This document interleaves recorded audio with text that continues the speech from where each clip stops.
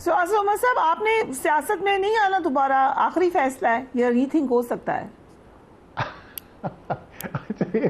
घूम फिर के हर इंटरव्यू में आखिर में बात क्योंकि सियासत की बात हो रही थी, इसलिए by the way I asked you. लेकिन देखिए, इसलिए ये बड़ी एक इंटरेस्टिंग इस वक्त हमारी सिचुएशन है। वो देखिए, वो मिफ्ता और शाहिद खान अब्बासी शायद जो है वो तो अपनी पार्टी बनाने के लिए जा रहे हैं।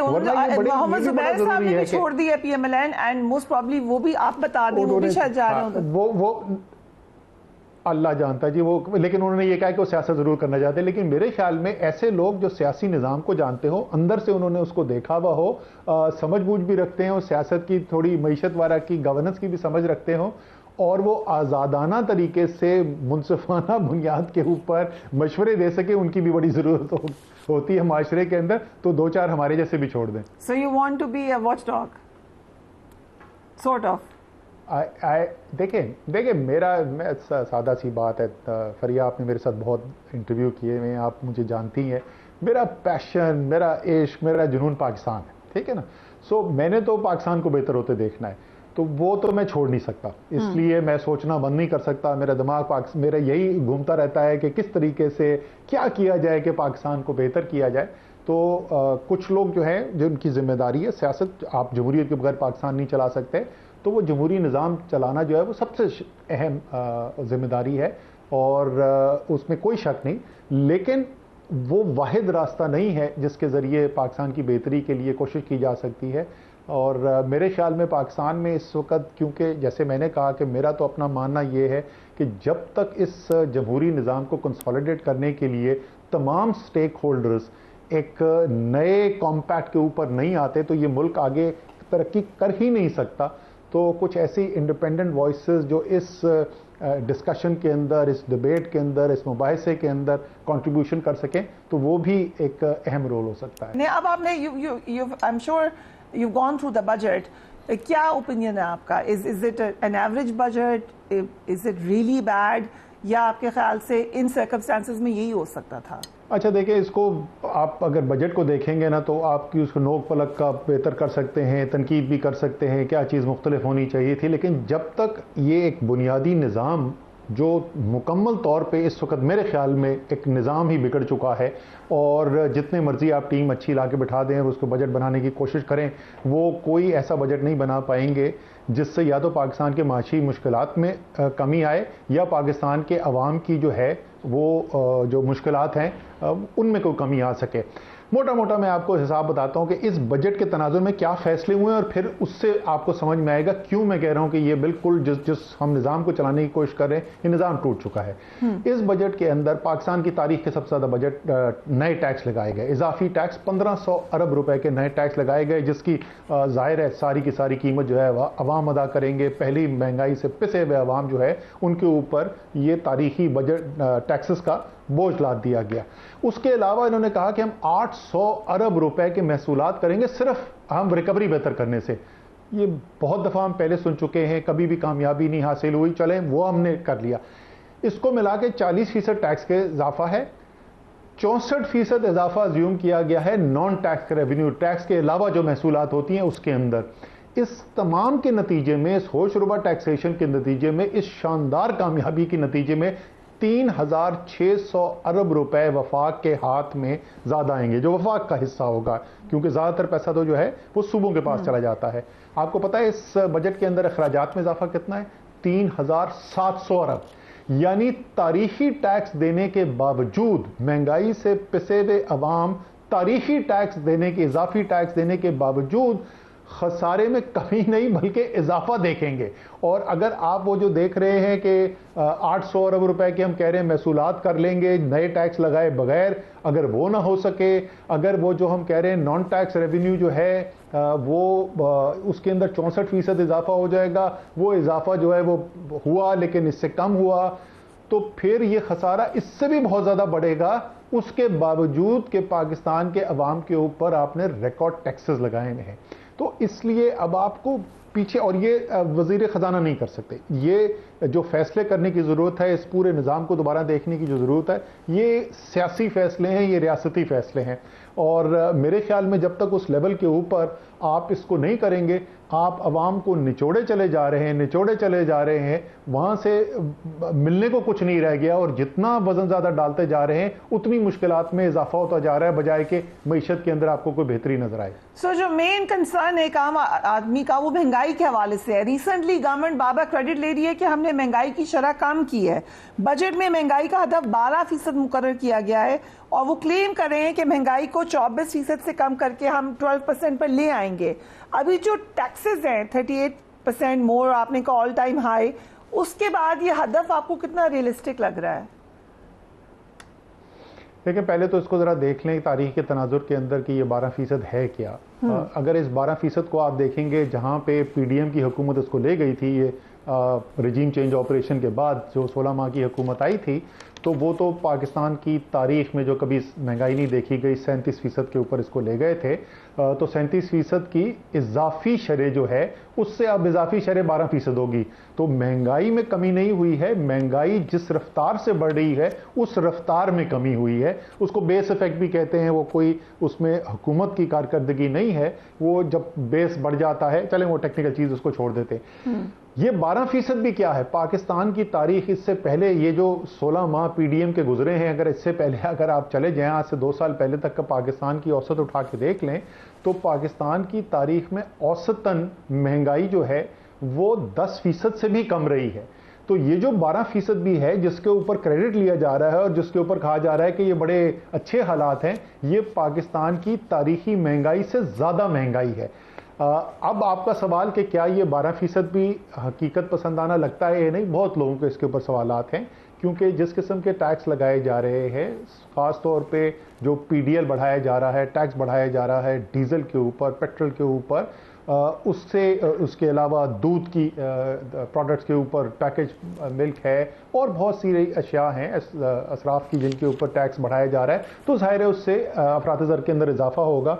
और यही एक वजह थी कि अगर आप देखें आज से 1 माह 2 माह पहले जब स्टेट बैंक ऑफ पाकिस्तान शरह सूद के अंदर कमी नहीं कर रहा था, तो उसकी एक वजह यह थी कि जी अभी तो ज़रा अफरात-ए-ज़र की शरह नीचे आनी शुरू हुई है, लेकिन एक्सपेक्टेड है कि जुलाई से दोबारा बढ़ेगी, और वो सब ने उसको ये सिग्नल लिया था। इसका मतलब बहुत भारी टैक्स के साथ बजट आने वाला है और बजट के बाद दोबारा महंगाई बढ़ेगी। तो इस बजट के नतीजे में जो अभी 12% पे पिछले माह में महंगाई की शरह थी, उसमें इजाफे की तवक्को है। जो नॉन फाइलर्स पे सख्ती होने जा रही है, उनके ट्रैवल में मुश्किल हो जाएगी, सिम्स बंद हो रही हैं, आपके ख्याल से ये ठीक स्टेप्स हैं?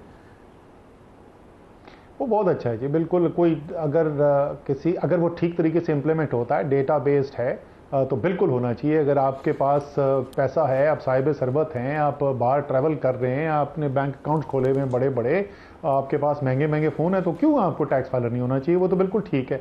लेकिन इसके अंदर एक और टैक्स मेजर जो है, उसके ऊपर मुझे बड़ा शक है कि वो ये कर पाएंगे कि नहीं कर पाएंगे, और वो है दुकानदारों से रिटेल के ऊपर जो है टैक्स कलेक्ट करने का। अब उसके अंदर उन्होंने बहुत भारी भारी सजाएं रख दी हैं, दुकान सील हो जाएगी, 5 साल की कैद हो जाएगी और पता नहीं क्या क्या हो जाएगा। लेकिन ये हम पहले बहुत दफ़ा देख चुके हैं, और एक ऐसी सूरत हाल में जहां आपकी इतनी ताकतवर ऑपोजिशन बैठी हुई हो, और इतनी ताकतवर ऑपोजिशन के तमाम आज़ाद जो राय हैं उसके मुताबिक सबसे ज़्यादा पाकिस्तान में वोट लेके जो जमात आई भी हो, वो ऑपोजिशन में बैठी भी हो, उसका लीडर जेल के अंदर हो, तो ज़ाहिर है वो एक एजिटेशन के मोड के अंदर वो हैं।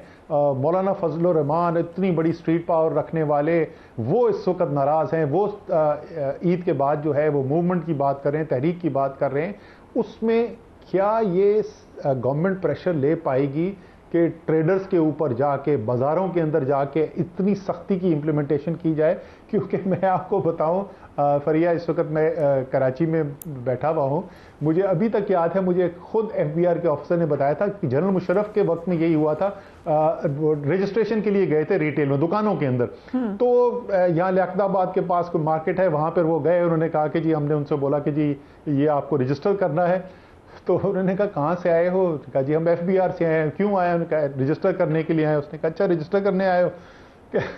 मजाक में उसने बुलाया अपने लड़के को, उसने कहा बेटा ज़रा आके इनकी बोरी का साइज़ तो लेना।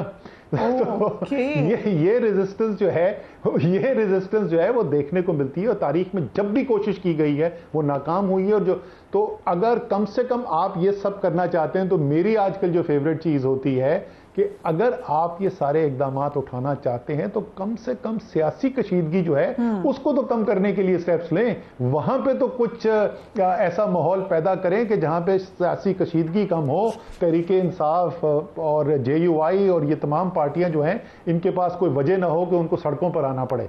राइट, सो आपने कहा कि ठीक और ऑल फालिस के हवाले से आपने मई में पावर सेक्टर के हवाले से आर्टिकल लिखा और उसमें गर्दिशी कर्जे का जिक्र किया कि 2013 में गर्दिशी कर्जा 450 अरब रुपीस था, जो कि अब 2100 अरब हो चुका है। 10 साल में ये मुसलसल इंक्रीज ही हो रहा है। एग्जैक्टली इसके लिए कोई प्लान होना चाहिए?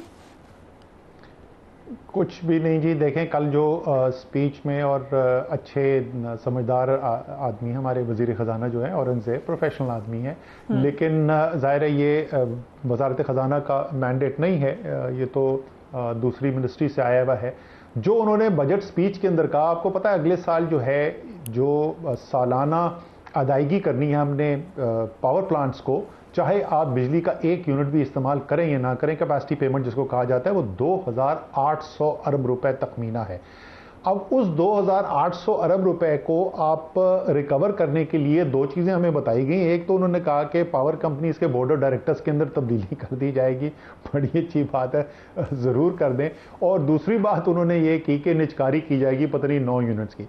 अब तहरीक इंसाफ की हुकूमत को छोड़ दें, हमारी कारकर्दगी की बात ही नहीं करते। यही जो शरीफ बरादरान की हुकूमत चल रही है, तकरीबन 6.5 साल हुकूमत तो कर चुके हैं ये मियां नवाज शरीफ, उसके बाद शाहिद खाकान अब्बासी 1 साल थे, और अब शहबाज शरीफ की पहली टर्म, अब दूसरी टर्म शुरू हो गई। इस 6.5 साल के अंदर एक छोटा सा यूनिट प्राइवेटाइज हुआ है।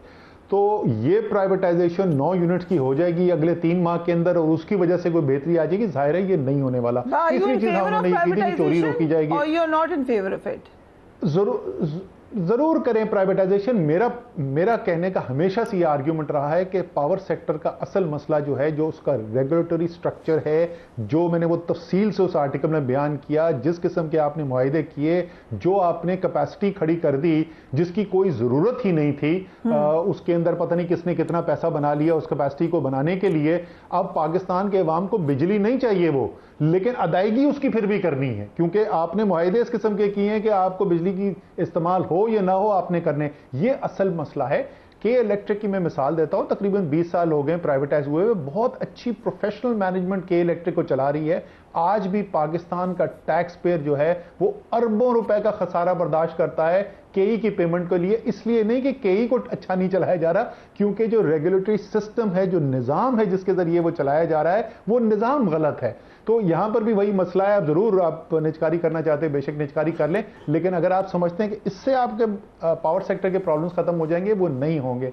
और फिर आखिरी बात इसके अंदर जो मैं पहले बोल रहा था, जिस तरीके से बिजली की कीमत बढ़ा के आपने मसले को खत्म करने के बजाय पहले से भी ज्यादा बड़ा मसला कर दिया है, क्योंकि लोग अब बिजली नहीं खरीद रहे हैं। आपको पता है कि इस साल जितनी बिजली बनाई और खरीदी जा रही है वो उससे कम है जो 2 साल पहले थी। यानी बिजली की मांग गिर रही है बजाय बढ़ने के, और इसलिए कि आप महंगी से महंगी करते चले जा रहे हैं। यही आप करेंगे, आप टैक्स लगा के जब आप टैक्स बढ़ाते चले जाएंगे तो होगा ये कि लोगों को आप टैक्स नेट में लाने की कोशिश कर रहे हैं, जो हैं उन्होंने भी भाग जाना है।